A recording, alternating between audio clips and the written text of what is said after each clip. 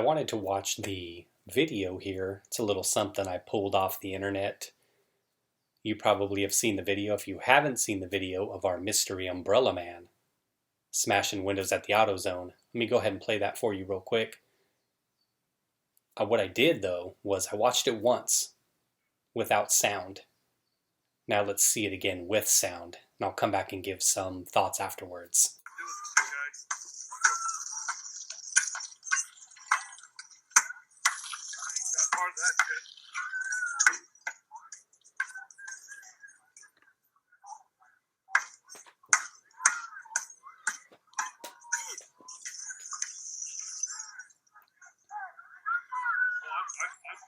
I zoomed in. I'll do my little bit. Those cops will come for you if you're pulling that crap.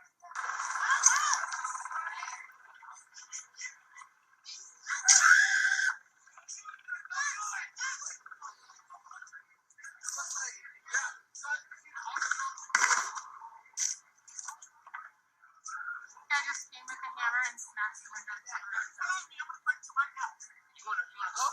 What's up?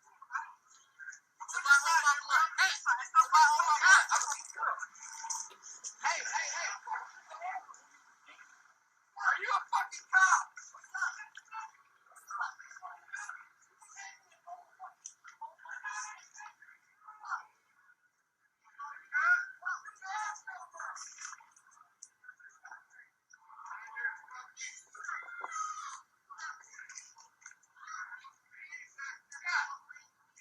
Interesting video, right? For those of you who have seen it or haven't seen it, try it without sound one time.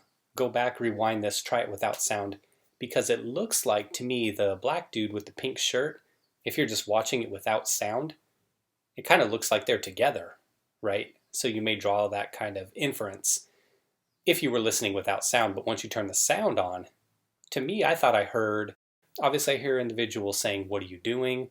And then I hear the black guy as he leaves the area and he's going around the corner or going behind the fence about halfway through the video. It seems like he's trying to fight him. And then he kind of follows him on, what is that, a Little Caesars, one of those $5 or $6 carry-out pizzas he has in his hand? You hear individuals too at the end of the video saying, it's right at the very end, the last few seconds of the video, saying, "He's a cop, he's a cop." Interesting how they were in that line of thinking, right? I tried to look for some information to see if we have any verification or if the story's changed on that yet. Still nothing. The supervisor and I guess some of his co-workers say that it wasn't him. They gave him an alibi and all that stuff.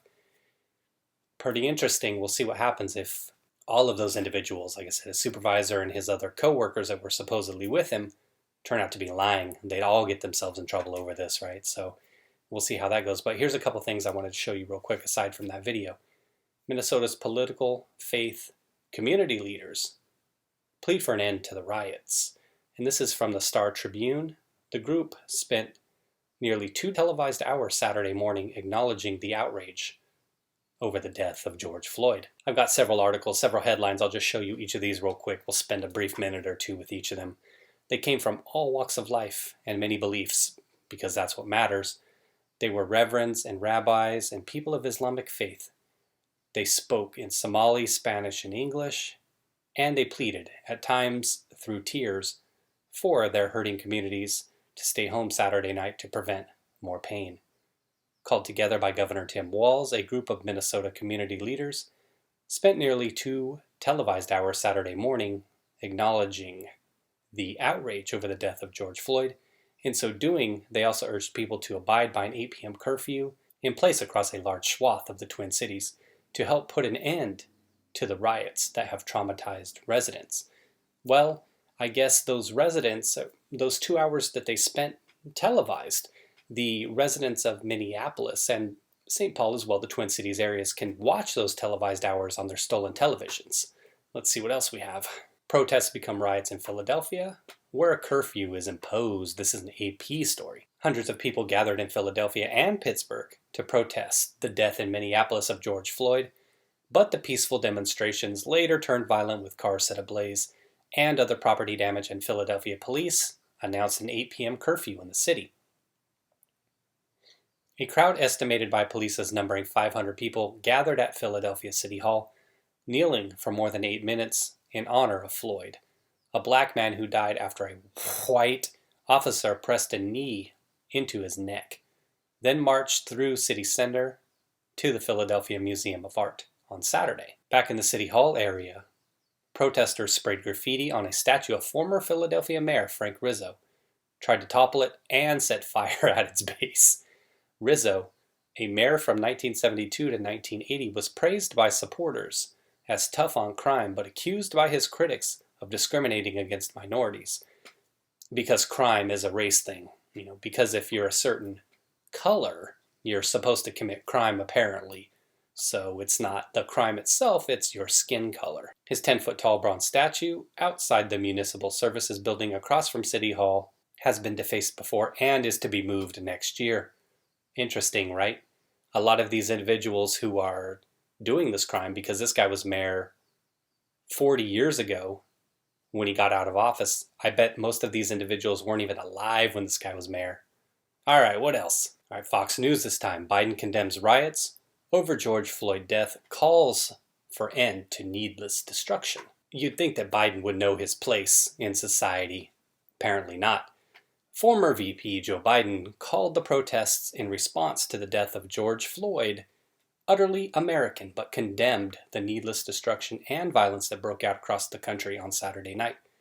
Biden, the presumptive Democratic presidential nominee, said the protests and riots that have broke out across the nation over the past several days have laid bare that we are a nation furious at injustice. I don't know. I think he might have saved himself there with that last statement that his handlers prepared for him. One more from Fox. Civil rights attorney Leo Terrell, Dems not standing up against crime in Floyd protest because they're afraid to alienate black vote. Interesting. And that's Mr. Terrell there. Doesn't he look like he doesn't play? Like if somebody ran up on him and he was packing that he'd lay him down. This guy looks like he would not play. All right, let's see what he has to say here real quick. Democratic lawmakers are not standing up against criminal activity during protests against the death of George Floyd because they don't want to alienate black voters ahead of the November presidential election, American civil rights attorney Leo Terrell asserted Friday evening. And hopefully I'm getting that right. Terrell or Terrell, possibly it's Terrell. In an interview on Hannity with host Sean Hannity, the radio talk show host noted that while Floyd's death was a tragedy and there is a universal acceptance that his murder was wrong, those protesting his death in cities like New York and Minneapolis are using Floyd's death as an excuse to break the law. I am disappointed, shocked, that there has been no Democratic lawmaker in the last 72 hours who have focused on the criminal activities of these individuals who are not protesting, he stated. These are criminals and they are breaking the law using the guise of caring about George Floyd. And that's exactly what I said yesterday. Unless you know George Floyd, this shouldn't move you in such a way to where you start throwing stuff and burning down people's businesses. Now, if you want to go off and, throw something through a police window at a station somewhere, then hey, but you can't tell me that somebody's moved in such a way by George Floyd, not knowing him, that they want to go out and steal a TV from Target or burn down a small business. That kind of defeats the purpose of trying to get people on your side in terms of demanding action for whatever injustice you think there is out. Now, let's look at one more thing real quick. That's all. 4.88 million. Jesus. I talked about it a couple days ago, and I can't recall if it was I think it was 2 days ago. It might have been 3 days ago. It was at 1.8 at that time. 4.88 million. Yow. All right. Well, it's interesting. There are so many places where protests are happening. I love protests. This area down here where I live, there were several protests. What seemed like eons ago, but it was only a month ago, if that. Probably a couple times in April this happened, but they were protesting the lockdown. And some of the idiot governor here in California, some of his orders protesting to open back up, how quickly they became overshadowed, right? One interesting thing, though, remember how those protesters were being labeled? The ones out there in Michigan, remember the governor was saying, they're carrying nooses. They're Nazis. They've got guns. Oh my God, such racism. It's like, no, nobody's out there with a noose for any particular person of color. Governor Whitmer, they want your dumbass. That's who the noose was for. Symbolism, of course. Nobody's going to take it to that extreme. Remember how those individuals were being labeled in the media. Oh, they're far right. They're extremists. They're domestic terrorists.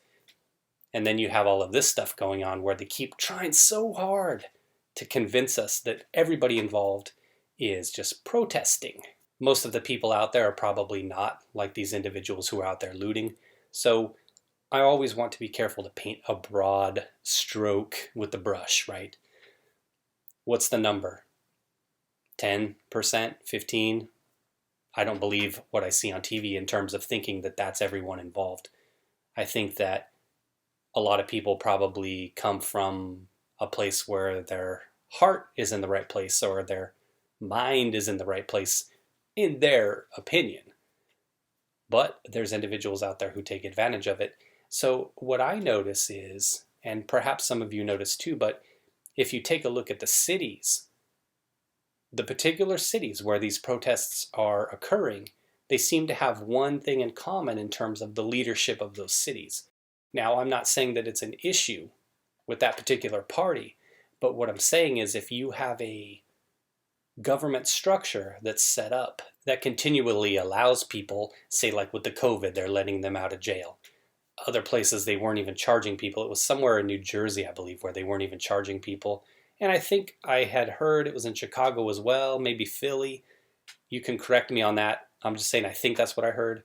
I'm not going to go back and look at the specific cities, but if you look at the specific cities and like I said, the power structure there, it's created in such a way that individuals are allowed to get away with a lot of stuff. So it, in my opinion, creates a situation where the populace knows that there's going to be no repercussions. Protest all you want. Yes, like I said, I love it. I love seeing protest. I love it. I love it. There are a lot more things I'd be protesting about, stuff that our government does and all of that. That's just me. If you know that you've been raised in this city, in this culture, where there's going to be no repercussions, Los Angeles, New York, I can keep naming the cities where this will probably happen, Atlanta, Seattle, Portland, Chicago, Philly, and Minneapolis. I can keep naming them. And that link is there. That common link is there. If you know you're not going to get in trouble, if you're a looter, or if you're coming from outside into those cities and you know that there's going to be no repercussions, why would you not? Why would you not go to the Target and load up on groceries? Toilet paper should be in stock by now. That's just how I see it. If you know there's no repercussions, you're going to go where the getting's good. Free TVs, free stereos, free, like getting tires and batteries out of that AutoZone. You know what? I was watching just one thing real quick and then I'm out of here, but there was a live stream in Minneapolis. It was a couple nights ago. And it was this one guy, he's a white guy, and he was given like a play-by-play, and they broke into the library, and he's like, oh no, not the library. Oh yeah, I love it. Anyway, hopefully you all are doing well out there. Take it easy. Thanks for watching the video. All the best.